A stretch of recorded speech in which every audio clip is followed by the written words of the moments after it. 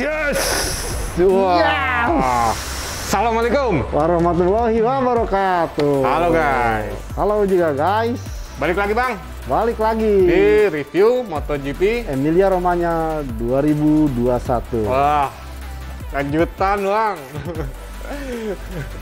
Jangan lupa tetap Oh ya, jaga prokes ya bang. prokes 5M. Nah, dan terakhir Selalu apa tuh, Bang? sehat dan Bahagia. bahagia.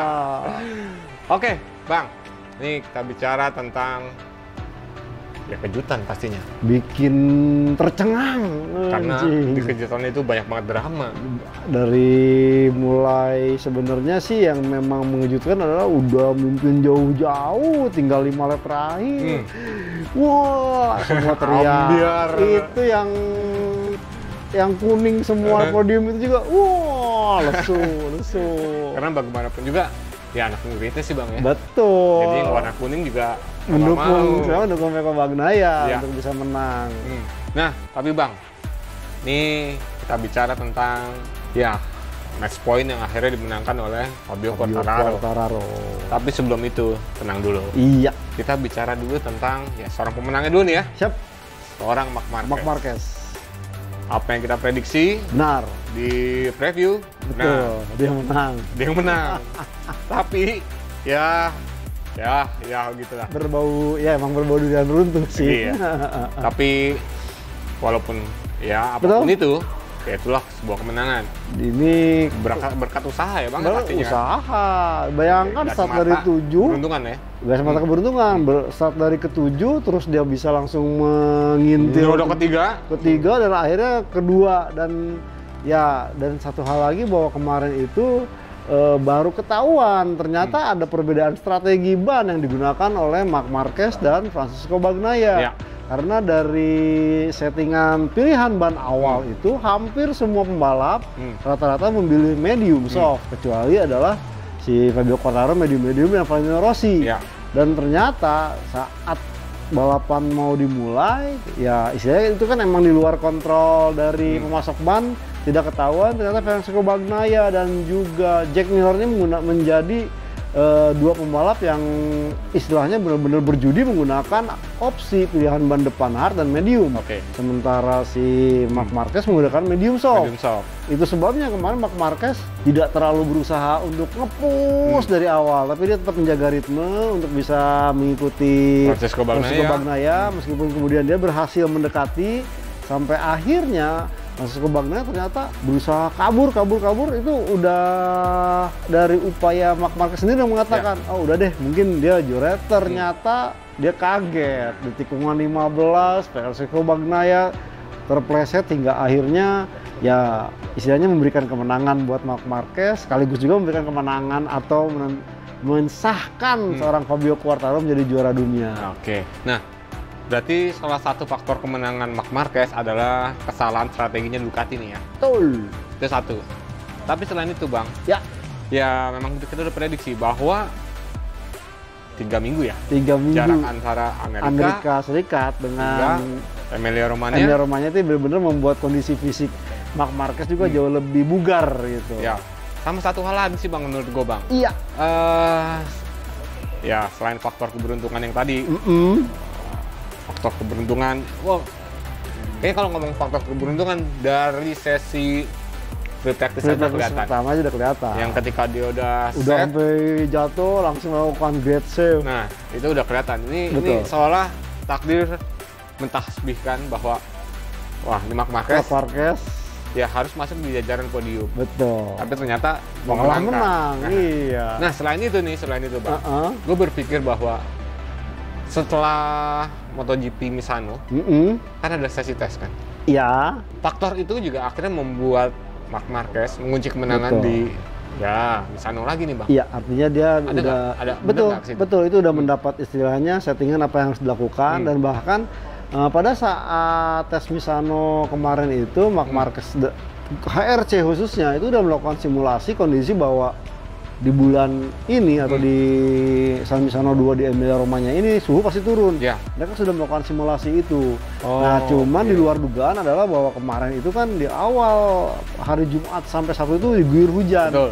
Ini agak menyulitkan buat tim untuk memastikan mana nih pilihan ban yang bakal dipakai. Nah, itu juga yang dilakukan oleh seorang Pol Espargaro yang kemarin akhirnya bisa podium kedua. Itu dia Bang, makanya udah lama loh. Betul. Repsol Honda nggak naik podium 1-2. Ini pertama kalinya di musim ini, dan kemarin tuh Pol Espargaro dengan telak-telak jelas-jelas bahwa kemarin itu benar-benar bukan gambaran untuk atau strategi penggunaan ban di balapan, tapi Pol Espargaro tuh kemarin tuh benar-benar berusaha keras untuk bisa langsung masuk ke Q2. Nah, sementara diungkapkan oleh Pol Espargaro bahwa untuk settingan ban ini tetap mengacu kepada tes di misalnya kemarin, dan hasilnya cukup bagus meskipun memang Pol Espargaro agak sedikit kurang puas karena pada saat dia pilihan ban yang dipakainya itu dia kurang, istilahnya apa ya, kurang gercep untuk mendekatkan suhu yang optimal sehingga dia tidak bisa menempel rombongan depan Pecco Bagnaia dan juga Marc Marquez. Padahal kalau seandainya bisa, mungkin duelnya akan lebih seru lagi. Mungkin karena juga ya dia nggak secepat Marc Marquez ketika melakukan start nih Bang. Iya. Tahu sendiri Marc Marquez startnya. Sebenarnya ada yang lebih cepat kemarin. Ada. John Mir. Oh, John Mir ya? Sampai akhirnya kena jump start. 2 kali long lap penalti. Double ya. Double long lap. Aduh. Tapi setelah itu akhirnya mundur Bang. Gerah karena emang ada masalah teknis. Dan dia akuin bahwa San Marino kemarin itu benar-benar bukan harinya, karena udah dari hari Jumat tuh dia kesulitan, terus gagal ke Q2, akhirnya jump start, dan kemudian masalah teknis menderanya. Oke. Nah, kalau bicara lagi tentang seorang Marc Marquez, berarti ini senggangannya udah ada sedikit pembuktian ya? Pembuktian. Terlepas walaupun memang di luar faktor Bagnaia jatuh nih Bang. Iya. Tapi seenggaknya jaraknya nih. Jarak antara Marc Marquez ke belakang ini Bang. Iya. Yang ke Pol Espargaro kan udah betul, cukup jauh. Jadi seenggaknya untuk di 2022 ada kemungkinan Marc Marquez bisa lebih baik daripada yang jangan salah, dia kan apa bilang selamat buat Fabio Quartararo, ini hari lo. Tapi tahun depan gua siap nantang lo, gitu. Udah begitu Marc Berarti Marquez. balik lagi ke 2019 nih kayaknya nih. Iya, pembuktian lagi nih. Nah, antara Marc Marquez sama Quartararo. Dan sekarang 2022 akan lebih sedikit tanda petik fair karena dua-duanya baik Marc Marquez dan Fabio Quartararo menggunakan motor spek pabrikan. Nah, berarti seharusnya nih Bang ya. Iya. Cedera tangan kanannya nih. Ya. Senggangannya udah sedikit lebih membaik ya? Lebih membaik, meskipun memang Quartararo bilang ya masih butuh. Marc Marquez saat di press conference itu mengatakan masih sulit dipastikan nih. Pengennya segera sembuh. Cuma kadang-kadang pada saat melakukan latihan agak sedikit ngilu atau apa. Cuman harapannya sih di 2022 dengan nanti ada jeda waktu mungkin recovery-nya bisa lebih sempurna lagi. Harapannya sih bisa ngejos di 2022. Itu dia. Jadi karena ya sebenarnya tinggal nunggu waktu ya. Betul. Untuk menaklukkan tikungan yang kanan ini masih ada 3 seri kan sebelumnya Bang. Betul. Masih ada di Misano, masih ada di Algarve Portimao dan juga Valencia. Kalau untuk Marc Marquez sebenarnya dia udah bisa ya tinggal di 3 itulah. Iya. Kira-kira kapan gua waktunya untuk juara di sirkuit yang clockwise arah putaran jam. Iya. Gitu. Nah, itulah tentang Marc Marquez. Tapi kita akan bicara tentang siapa dulu, Bang? Yang pasti sih Bagnaia lah. Bagnaia. Ketika menurut lu gimana, Bang? Ketika hampir start. Iya. 3 menit sebelum start. Betul. Tiba-tiba ada penggantian ban. Betul. Menurut Bang Joni itu saat itu gimana tuh? Ya mungkin saya pikir bahwa keputusan yang diambil ini bukan melihat kondisi cuaca ya, karena memang agak sulit nih. Seandainya mungkin bisa di saat free practice yang 1, 2, 3, 4 kualifikasi ini ketahuan ada suhu minimal cuaca cerah dan matahari keluar, ini bisa menjadi pembanding. Nah kemarin itu murni hujan, Jumat Sabtu itu benar-benar hujan, kalaupun kering juga masih agak-agak lembab. Suhunya cukup rendah, dihadapkan dengan balapan yang langsung panas. Mungkin ya bisa sih dengan menjadikan acuan di warming up practice. Cuma warming up practice kan masih pagi juga. Nah ini agak sehingga diprediksi pada saat itu memang cerah. Sekiranya nih dugaan bahwa tim Ducati mungkin melihat bahwa panasnya ini akan terus menanjak dan matahari keluar dari awan. Betul. Ternyata di separuh balapan terakhir mataharinya malah makin redup dan awan makin mendung. Dan kondisi ini membuat suhu udara turun drastis dan berefek kepada suhu aspal yang menurun. Nah, ini yang mengakibatkan bahwa sebenarnya udah diwanti-wanti sama pemasok ban bahwa memang untuk pilihan di hari Senin itu yang paling masuk akal adalah di hari Minggu itu adalah medium, depan medium soft atau belakang medium soft. Itu udah ditegaskan bahwa dengan suhu yang seperti itu. Nah, mungkin perkiraannya suhu kemarin tuh di sekitar 24-25 dan bahkan kemarin memang dimulai 1.24.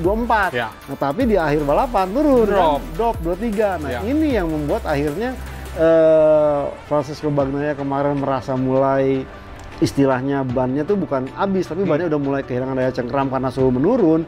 Itu sebabnya Francesco Bagnaia coba push untuk bisa tetap menjaga suhu kerja si ban. Nah, perkaranya bahwa ya di beberapa habis udah tikungan kanan 11, 12, 13, 14 masuk hampir kanan semua. Bang. Nah, masuk ke 15, 16, yang 15 ini kiri pertama. Gitu. Nah, setidaknya mungkin udah suhunya tidak dapat mencapai suhu optimal pada saat menikung. Ya, daya cengkram hilang, glosor, langsung crash. Dan ini kejadian bukan hanya Francesco Bagnaia. Jack Miller mah di awal-awal karena langsung kehilangan daya cengkram ban depan dan bahkan nih seorang Valentino Rossi pun sempat agak kesel gitu di kemarin saat ikut media scrum ditanyakan soal Bagnaia dengan Bagnaia, dia bilang sudah dikasih tahu pilihan ban depan itu medium. Kalau belakang terserah mau soft atau medium. Terserah. Pokoknya depan yang paling ideal medium. Kalau pakai hard, kondisi suhunya yang nggak memungkinkan karena di saat suhu drop bannya langsung bisa kehilangan suhu optimal kerja. Dan di situ sampai Rossi itu ditanyakan kenapa nggak di hipnotis kayak di Aragon. Udah, tapi kagak mempan. Dia bilang, tapi itulah artinya Rossi pun sebenarnya udah memberikan gambaran toh. Meskipun begitu, Rossi juga mengacungi jempol bahwa ya Francesco Bagnaia berjuang sekuat tenaga, seberusaha mungkin, walaupun dengan selisih angka yang memang sebenarnya mission impossible buat Francesco Bagnaia untuk bisa membatalkan pengukuhan juara dunia buat Fabio Quartararo. Karena sebenarnya kalau dibilang impossible, nggak impossible sih sebenarnya. Karena gini, ketika Bagnaia memimpin, Quartararo dari belakang itu sekitar 10 besar. Itu poin udah jarak udah selisih 34, 33. Betul. Nah, ini dengan kalau anggapan dengan posisi finish seperti itu, Bang. Berarti kan dengan dua seri aja lagi udah masih ada kemungkinan nih pertarungan terus berlanjut bahkan sampai Valencia mungkin. Nah, tapi jatuh ini bener-bener. Dan menurut gua nih, Bang, ini bukan salahnya Bagnaia sepenuhnya. Betul. Artinya sepenuhnya bahwa kalau kita perhatiin nih, Bang, antara Bagnaia dan Jack Miller, ini dua-duanya sepakat nih bahwa keduanya mengganti ban hard medium itu sebelum start. Sementara kalaupun itu keputusan salah satu pembalap, ya nggak mungkin nih dua-duanya bisa istilahnya menggantikan ban dengan strategi yang sama. Berarti kan ini ada dorongan dari Ducatinya sendiri, Bang. Entah itu Guidalina ataupun Paolo Ciabatti. Nggak mungkin lah. Nggak mungkin ya. Ini cuma ngurusin pembalap, performa pembalap itu Tardosi, Paolo Ciabatti. Tapi kalau Tardosi, tim manajer. Guidalina tahu sendiri, dia teknikal. Semuanya motor Ducati di MotoGP. Nah, sama satu lagi, Bang. Ya mungkin yang seperti kita diskusikan, Bang. Iya.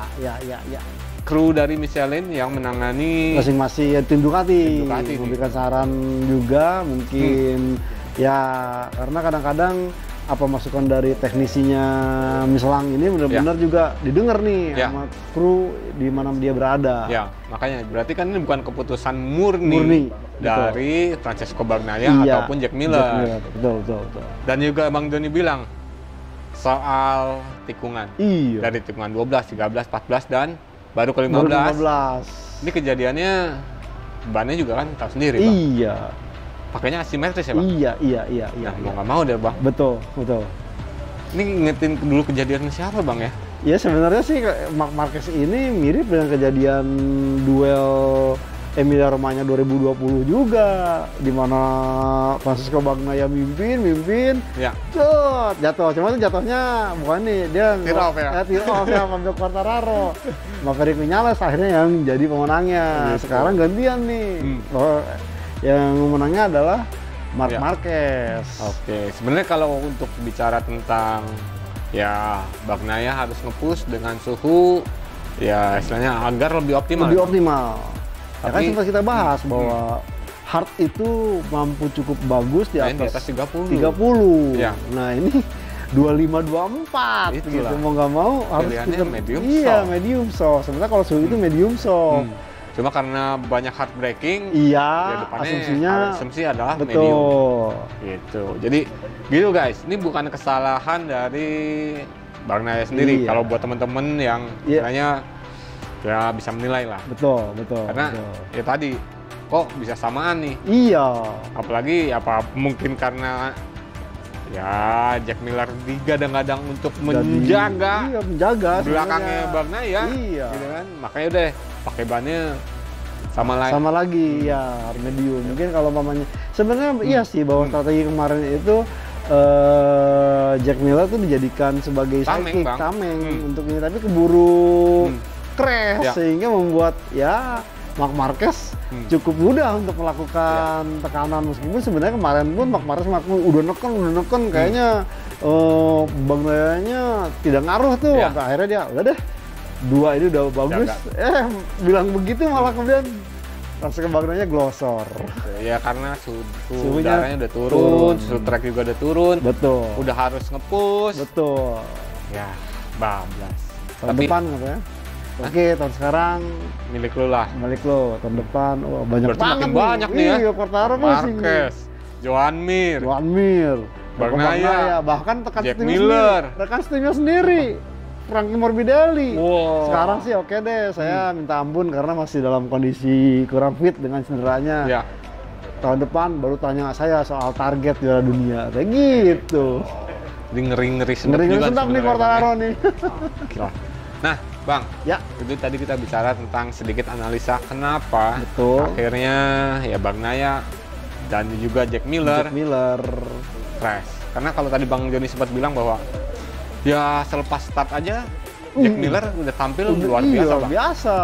Itu kalau nggak ini Ya. gue nih pengamatan gue, Bang. Itu kalau Jack Miller nggak nahan, sebenarnya dia Udah ada dapet. di ya istilahnya Depan.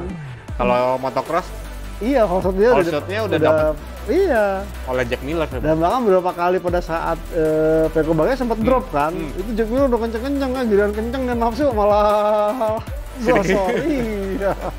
Karena udah kelihatan banget itu. Heeh. Ngambil racing line sengaja banget dijagain Iya. biar Marc Marquez nggak mental ke depan. Betul. Gitu lah. Tapi ya mungkin takdir berkata lain untuk Bagnaia. Walaupun dia terpuruk di sesi EP1, EP2, EP3 dan mampu tampil bagus di kualifikasi dan pole position, Iya. akhirnya Tidak cukup ketika race, membendung iya. Fabio Quartararo untuk dianugerahi juara dunia MotoGP musim ini. Nah, oke, kita bicara tentang Quartararo, Bang. Ini Oke. pencapaian yang bisa dibilang fantastis oleh seorang Fabio So, Quartararo. itu. Juara pertama, bukan juara pertama sih, orang pertama, pembalap pertama. Pembalap Perancis pertama yang bisa juara di kelas Premier. Gitu. Sejak MotoGP pertama kali dikenalkan 1949 dan juga dia pertama di era MotoGP 4 tak sejak dikenalkan di 2022. Itu. Selain itu, ya juara dunia termuda juga ya. Iya, masih termuda dia. Masih termuda. Karena usianya 23 23 tahun. tahun. Terus yang waktu itu kita bilang, Bang, ini pencapaiannya menyamakan ya Marc Marquez, Valentino Rossi, Casey Stoner dan Marquez sebagai Ya, rookie tim pabrikan tim yang pabrikan berhasil langsung jadi juara dunia. juara dunia. luar biasa. Dan yang pasti adalah ini benar-benar pencapaian Yamaha setelah penantian hampir 6 musim. Terakhir mereka dianugerahi juara dunia pembalap MotoGP adalah Lorenzo di 2015. Betul. Itu juga dengan ya istilahnya banyak dramanya juga antara satu tim tuh Bang. Iya, dan bahkan dulu sempat ada rumor ini Rossi dijegal atau dijegal konspirasi pembalap Spanyol. Karena kan sebenarnya kemarin tuh duelnya itu adalah Rossi dan Lorenzo, tapi Marc Marquez ikut-ikutan mengganggu jalannya pertarungan mereka berdua.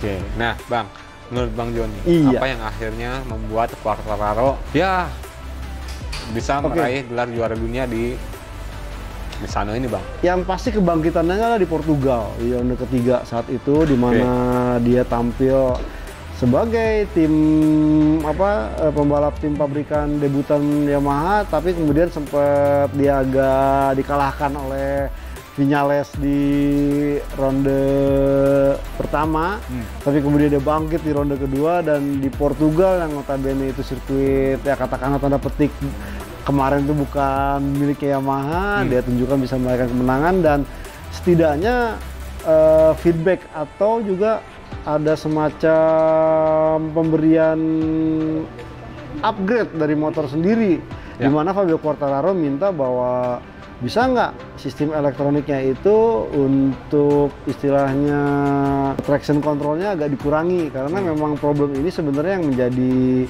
kendala di Yamaha dan yang membuat motor terlalu overspin. Nah, cuman itu tadi itu dikompensasi oleh Quartararo dengan hard braking yang agresif. Nah, ini akhirnya cukup klop dengan Quartararo, dan ini buktinya dia bisa berhasil meraih pole position 5 kali berturut-turut, dan sebaliknya ini tidak berfungsi atau berefek kepada Maverick Viñales, yang akhirnya Maverick Viñales agak sedikit kecewa sampai akhirnya mutung dan kemudian memutuskan kontrak. Nah, dari sini Quartararo makin menunjukkan bahwa kualitasnya awalnya kan tidak digadang-gadang sebagai tim utama atau ujung tombak dari Yamaha pabrikan, tapi dengan kemudian Viñales minggir teratur, Quartararo akhirnya maju ke depan dan dia tampil cukup bagus. Itu yang pertama. Yang kedua juga karena memang ya bagaimana kondisi Joan Mir tidak begitu bagus di kondisi untuk mempertahankan gelar juara dunia, dan bagaimana juga kondisi Marc Marquez yang masih sempat agak keleleran dengan cederanya, dan plus juga ya kita tahu bahwa Francesco Bagnaia baru bisa menunjukkan istilahnya duelnya tuh di paruh musim kedua. Mungkin seandainya Joan Mir, Francesco Bagnaia atau Marc Marquez mulai istilahnya langsung tampil di posisi di kemampuan terbaiknya, ini tentu tidak akan membuat seorang Quartararo langsung tampil cukup bagus. Nah, itu sebabnya dia tampil konsisten, kemudian dia belajar dari 2 musim kemarin, dia berusaha tidak gampang menyerah, kondisi susah apapun dia jalanin, kemudian seberat apapun dia berusaha untuk tetap finish mendulang poin. Ini yang menjadikan Fabio Quartararo layak menjadi juara dunia di MotoGP musim ini. Oke. Sama kayaknya nih Bang, ada kemarin gue sempat ikut media scrum juga. Untuk yang Fabio Quartararo. Ada yang sedikit gue tekanin dari ya istilahnya perubahan sisi mentalitasnya. Betul. Dari attitude-nya Marc Marquez, Fabio Quartararo. Ini agak berbeda jika dibandingkan tahun lalu Bang. Betul. Ketika tahun lalu ya ada sedikit kesalahan. Dia kan marah-marah. Betul. Masuk ke pit, ngomel-ngomel. Bukan memberikan feedback, yang ini malah membuat krunya malah down gitu loh. Malah down, dan juga ya bingung nih, apa yang harus dilakuin. Nah, akhirnya sama Gubelini, seorang Fabio Quartararo ditegur. Betul. Oke, lu tadi marah. Tapi lu dengan marah, lu gak memberikan apa-apa buat gue. Gue nggak tahu. Lu cuma bilang di sini motor cuma kayak gini, motor kayak gini. Tapi lu nggak ngasih tahu ke gue nih kenapa. Nah, dari situ akhirnya Gubelini berkata bahwa gue minta lu kalem. Lu nggak usah marah-marah, tapi lu ngomong kebutuhan lu apa, di mana yang lu perluin. Akhirnya dari situ tuh Bang, Quartararo baru ya ada mencoba menekan seluruh amarahnya. Bahkan sebenarnya waktu pas di sesi pre-practice dan kualifikasi, dia sempat marah nih kemarin di Emilia Romagna kan, sempat kesel-kesel gitu kan. Tidak seperti tahun lalu. Gitu. Cuman dia mengungkapkan bahwa kondisinya seperti ini itu dijelaskan secara detail dan gamblang dan ternyata dengan cara seperti itu sebenarnya di free practice 3 kan membaik tuh. Ya. Ya cuman pas di sesi terakhirnya cuacanya makin kering, tapi ternyata tracknya masih basah. Ini agak menyulitkan. Ya. Nah, dari situ sih Bang, seenggaknya memang ada sedikit perubahan mental dan attitude dari Fabio Quartararo yang mendukung dia memang untuk layak jadi juara dunia. Iya, berseberangan ya dengan seorang Maverick Viñales ya yang diganti crew chiefnya marah-marah. Terus dimasukin crew chief senior merasa wah bukan pilihan gua. Ya, makanya seenggaknya ya Quartararo harus berterima kasih banget dengan Gubelini nih, Bang. Betul, chief mekaniknya. Dan ini menjadi sejarah juga nih, Gubelini menambah istilahnya ya koleksi detail karena dia sekarang menjadi crew chief yang bisa mengantarkan seorang pembalap menjadi juara dunia yaitu Fabio Quartararo. Oke. Jadi seperti itulah guys, kenapa akhirnya Quartararo bisa menang ya meraih gelar juara dunia walaupun hanya finish keempat di Emilia Romagna. Iya, betul. Dan Roman-Romannya tuh Bang, sebelum di finish Quartararo itu sempat ada duel dengan Enea Bastian. Iya. Itu mungkin orang berpikir, wah gila nih, Enea Bastian ini gila nih. Betul. Jangan sampai dia ya istilahnya menghancurkan atau memupus asa Quartararo untuk menjadi juara dunia. Betul. Karena fight-nya sih gila itu Bang. Iya, karena Enea Bastiannya bilang pada saat dia itu, loh, kok aku bisa makin deket ya? Wah udah, karena kemarin kebetulan Quartararo juga membuka ruang ya dia masukin dan hampir terjadi insiden yang nyaris membuat Quartararo godek. Ya Quartararo juga pengen bahwa ya karena ada satu hal, bukan hanya dia mengejar titel juara dunia pembalap, tapi dia juga pengen mempersembahkan dua konstruktor, gelar lagi, kan? dua gelar lagi, konstruktor dan juga tim. Nah, konstruktor seandainya kemarin finish, dia masih istilahnya selisihnya sama poinnya dengan si Ducati, tapi gara-gara disikat oleh Enea Bastian ini sekarang jaraknya jadi ya 12 poin karena beda 3 poin. Nah, sementara untuk konstruktor karena dua-duanya pembalap Ducati DNF, nah sekarang posisinya dengan kemarin dia finish keempat dan Morbidelli ke-14 nambah 15 poin. Nah, sekarang unggul justru 13 poin dari Ducati Lenovo Team. Jadi masih ada satu yang harus dikejar lagi nih ya, konstruktor ya Bang ya. Iya. Tim juara dunia ya masih, kalau untuk juara dunia udah aman lah. Untuk tim masih sedikit lebih aman. Iya aman. Karena dua pembalap Ducati Lenovo nggak finish. Iya nggak finish. Konstruktor nih. Makanya kemarin tuh coba untuk dia balas lagi biar bisa istilahnya unggul dari atau minimal kalau kemarin dia finish di depannya Enea Bastian ini itu murni perolehan Ducati sama dengan Yamaha. Itu. Tapi ya ternyata semua berkata bahwa Fabio Quartararo memang udah ditakdirkan untuk menjadi juara dunia MotoGP 2021. Oke Bang, selamat. Keren Fabio Quartararo. Di bawah-bawah mulu ya, mau tapi juara dunia siapa? Mau juara dunia siapa tetap aja orang Jawa yang di bawah-bawah. Selamat. Suka begitu abangnya. Nah, kayaknya gara-gara selamat nih. Iya, selamat. Ya pokoknya gue masih penasaran sama Fabio Quartararo. Sama. Untuk di hujan. Betul. Kalau untuk kering, udahlah, itu udah menunjukkan kualitasnya the best of the best. Jadi PR-nya nih, Quartararo, kalau lu denger ya omongan kita. Iya. Latihan di basah. Itulah. Oke Bang. Oke. Guys, itulah sedikit pembahasan review tentang MotoGP Emilia Romagna 2021. Saya Eka Budiansyah dari Autorace ID dan juga gridauto.com. Mohon pamit guys. Saya Joni Lono Mulia dari motorplusonline.com turut pamit. Assalamualaikum guys. Waalaikumsalam warahmatullahi wabarakatuh. Dah.